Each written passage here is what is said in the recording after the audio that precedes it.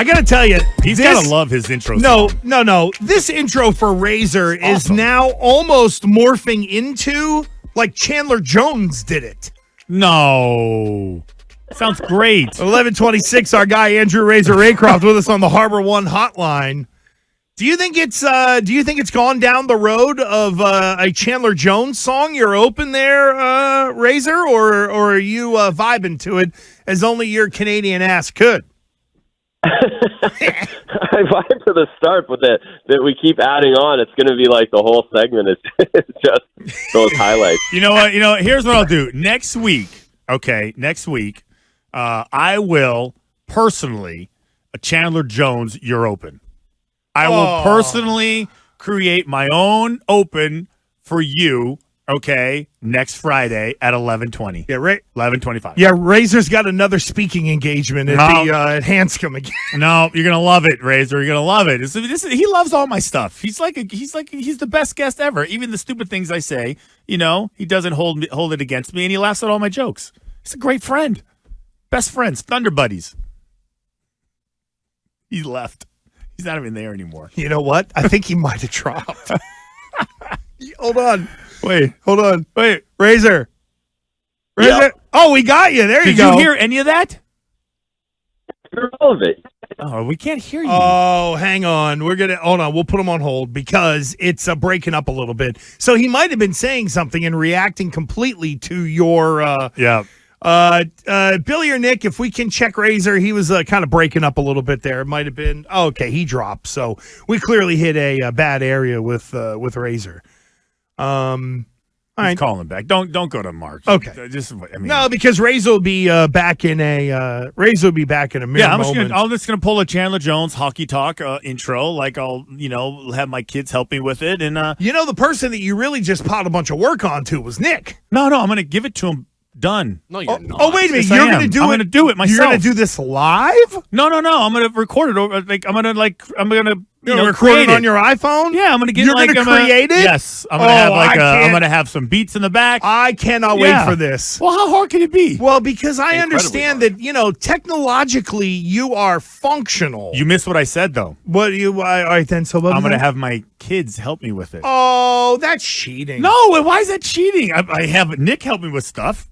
Well, he's paid to. Well, okay, and my kid gets to live in the house for free, and I feed them, and I drive them around, and Well, you couldn't get them to help you set up something the other day. Yeah, we heard about it this morning. And that's a little unfair. Hey, I didn't wrap. That's different though. Hey, kid, I didn't wrap the rascal, so you're gonna have to help Dad here.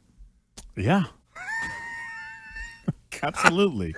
All right, Razor's back. Here we go. Now we can get in.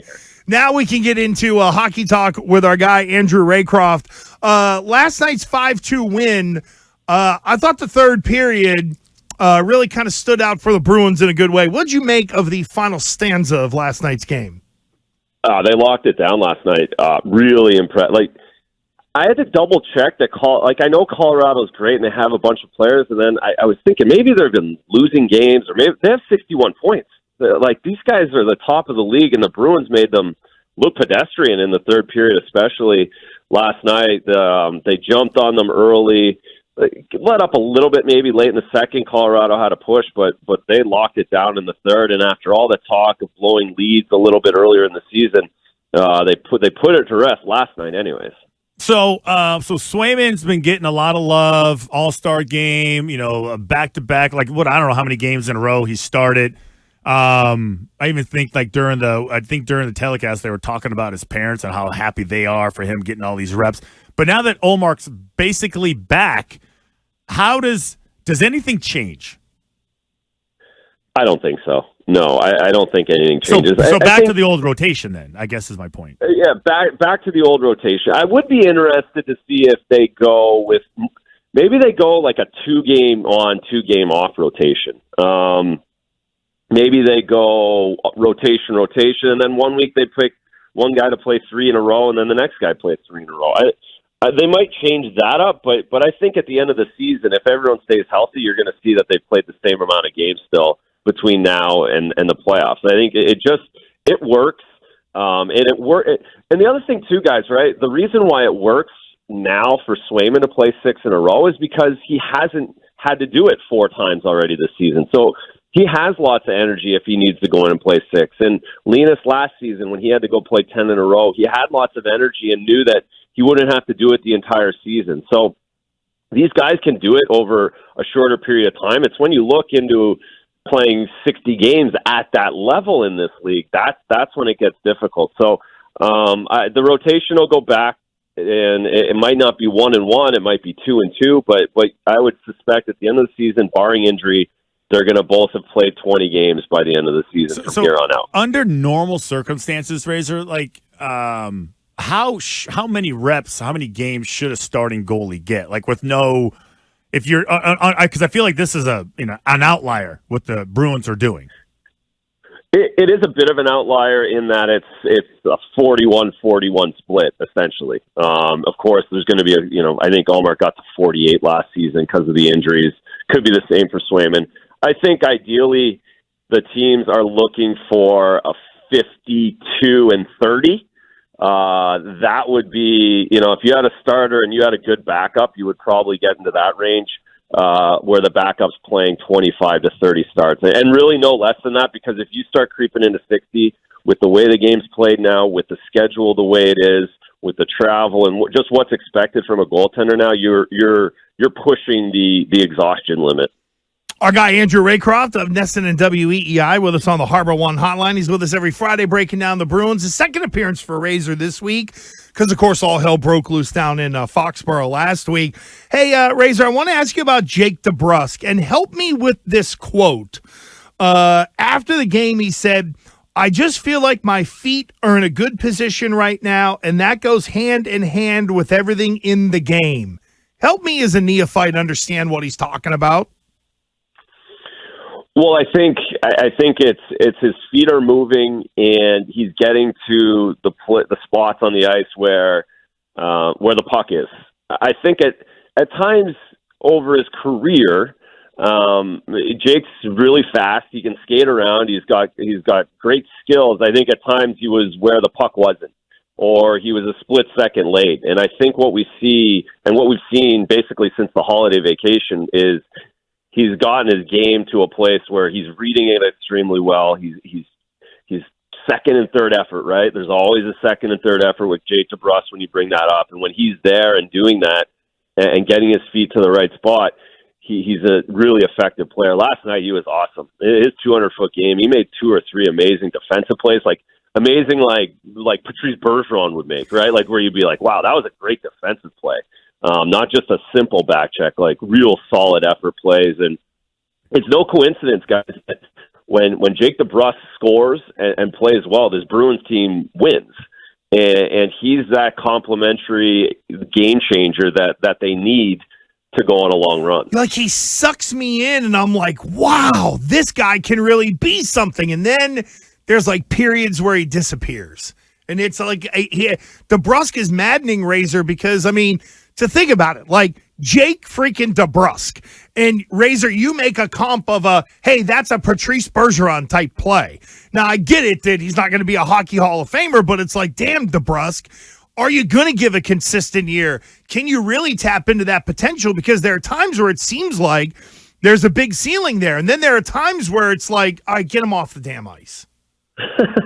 Yeah, there is. And I think part of that problem, right? The part of the problem is there's 2 things with that. One is it's really hard to do that every single night in the National Hockey League. It's really, really hard. And we've been spoiled. We are spoiled to watch Brad Marchand and Patrice Bergeron do it every single night. And we think that that's the norm and that's the way it should be.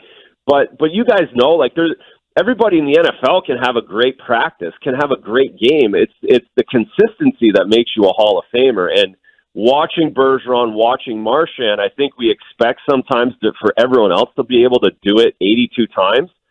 But there's just times where you don't feel good for 2 weeks, or you just can't get there for 2 weeks of a period. And that's 7 games in the NHL, and you don't score. But that's pretty normal for most of the guys in the league.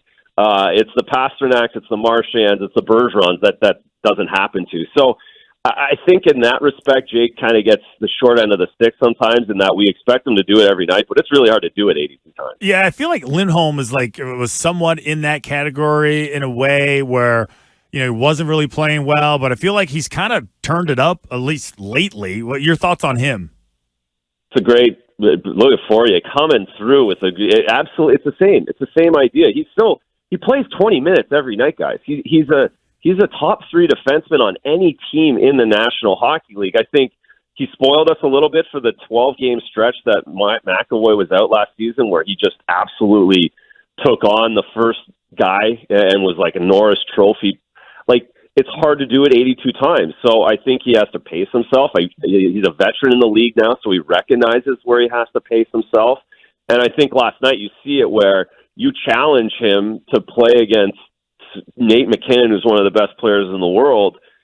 He goes with McAvoy, and they're locked down. And he's moving up and down the ice. And that's the other thing, too, is that he's had to play a bit more of a defensive role. He's been playing with Brandon Carlo all season, so they're playing the best offensive lines all season, where he goes with McAvoy and he knows he can go because McAvoy's going to be there to back him up. So it's a great analogy for you. And again, there's nights where you just can't do everything, and very few guys can. So Lindholm's in a great spot. He's very important for this team. Were you ready to break big news that Patrice Bergeron was going to come back, or did you just laugh at the reports? No, I was laughing quite hard. Very, very, very hard laughing at those reports. And I mean, how us media people get away with just throwing stuff out there when basically we know what the truth is anyways, to get likes is something else. But no, we're not. I feel very confident in saying we're not going to see Patrice Bergeron play this season. So instead of Patrice Bergeron rumors, you choose the thirst trap photos to get your clicks and likes? Yeah. I'm a thirst trap guy, and I don't really still know what that means. I just know it's not ideal. Well, let me see. Like, have you ever taken a selfie of yourself with your shirt off while at the beach and then sent it out? No. So no. How about this one? Have you ever taken a picture of like a glass of scotch or a beer and said, "Oh, I'm so relaxed now"? Are you one of those guys? Because I hate those guys. No, I'm not doing good. that either. You're good. You belong here. You belong with us. No food pictures. No. Oh yeah. Look no, what I'm about to eat. My life's better than yours. Yeah. No, I'm not going to try and fool anyone into thinking that my life's better than theirs. I worked really hard. Look, I'm going to have a glass of scotch. The drone shot. I'm hunting a bear.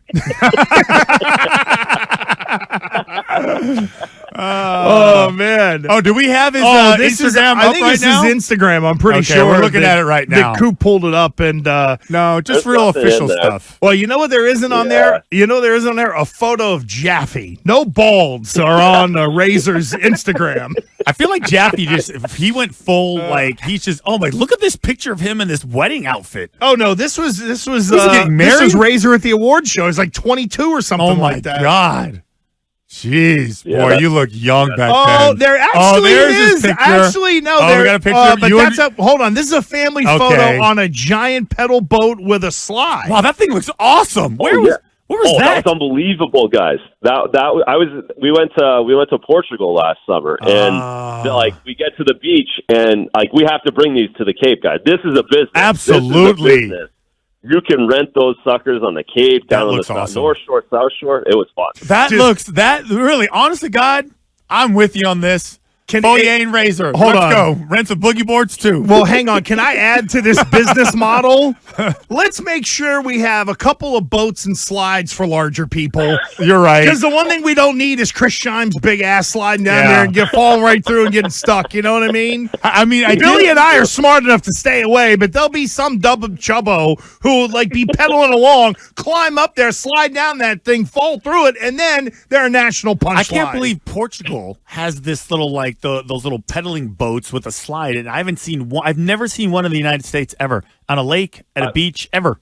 It's amazing. We ran down as soon as we saw this, the kids and I ran down the beach to get we couldn't rent that thing fast enough.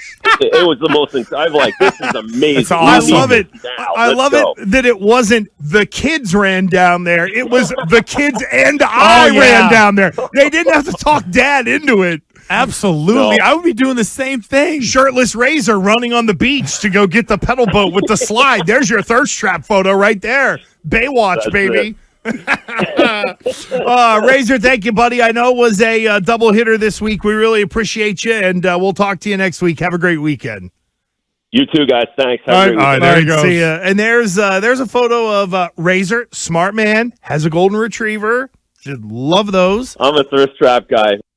Yes. I don't know what it is, but I am one. Great line. That is fantastic. And Razor in that looked like a cold. Was that a cold It or a looked hot like tub? it. Look at a That's cold like, tub. That's the other. But you know what I'm talking about with Back like, up, Coop. so that's another hardo move. I'm surprised he threw that in there. He's during the snow. It's snow everywhere. Obviously, the winter. He's in a cold tub, cold plunge, right outside. Yeah. Which is what the Russians use to toughen up their kids. I saw this one video of this one Russian dad just grabbing these kids by the arm, dumping them in this cold tub, making them go under it. And the caption says, "This is why we're tougher than you." I have no way to train gymnast freeze them. And then they get nice and limber afterwards. But you know what I'm talking about? got a beautiful dog. You know what I'm talking about? The guys that like the picture of the scotch, the cigar, like the meal, like, oh, look, I'm just relaxing with my drink and my life is so awesome. I hate those pictures. I think I did it once, maybe years ago, and I was like, I feel like an idiot. Years my ass. Years ago. I don't have that. You know, I don't have access. No, I don't have access. To Are you that stuff. kidding me? You have other people that are on that thing posting I'm not gonna send. I'm not gonna send a picture of the beach with my feet, like a little, sunset with my feet, and just look at me. I'm relaxing on the beach because I'm awesome. So now I know that if I ever go on vacation or go somewhere, Yeah, send me a the picture of your feet. No, you know what it is? I'll send you a picture of my just bare ass. There Yeah, you go. I like Thirst that trap better. that, buddy. I like that better, like a plumber's crack. That's That's what I want. Full blown. That's how I roll around the beach. By the way, What with the plumber's massive. crack? Oh yeah, Oh, nothing stop fits. it. My kids hate me for it. They yell at me. It's like, why won't you pull your pants up? Well, it's not like you're walking around in a banana hammock. I mean, you got regular I did that sort too, of by the pull way. up. Yeah, I did we're do that. all aware. I did that to them as Oh, a to punishment. them? As a punishment, yeah. They were talking smack. They didn't think I'd do it. I said, fine. I went to the store. I got the smallest banana hammock I could find, and I rolled around yelling for them as they ran away from me. See, this is also a bit of a humble brag from Fourier here. Not at in all. That you're I'm a little chubby. I can't see my sixth ab. But you have confidence enough to walk around in a Speedo even to torture your kids. It had nothing to do with confidence. No, but of course you do. It was borderline a G-string, and they were. I told them that they kept popping off. I was going to embarrass them, and they would never forget. Oh no, you're not. I was like, fine, I'll be right back. And sure as hell, all their friends and all these fans, I'm like, what's up, guys? What's up? And all the women were staring, No, and please. It was disgusting. It was. I have a video of it. I'll actually show it to you. oh, I trust you.